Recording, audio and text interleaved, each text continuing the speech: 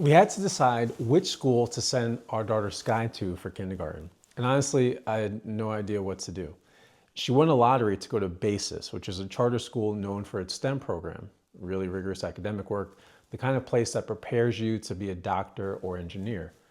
Or she could go to an international school and become fluent in both Spanish and French, more art focused, the kind of place that prepares you to travel the world and lean into creativity. And Zyra and I were debating. We were coming up on the deadline when we had to choose. One path would set her up for a certain type of success. The other one would be a completely different color. We could have picked for her, but then I remembered something that I learned in the Tibetan tradition of the Dalai Lama. And so in this tradition, gifted children are presented with different items, and depending on the items they pick will determine which child becomes the next Dalai Lama. And so I thought, why not let Sky decide her future? So here's what we did.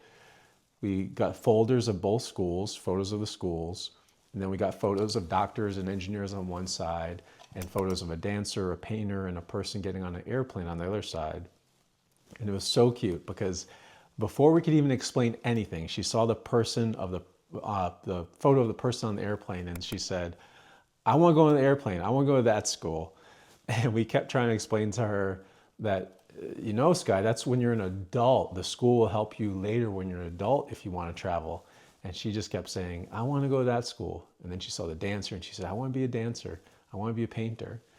And as soon as we gave her agency over her own future, it became so much easier. You know, we spend so much time trying to control the outcomes of the people that we love, but sometimes the best thing we can do is just trust that they know their own path, even when they're only 4 years old.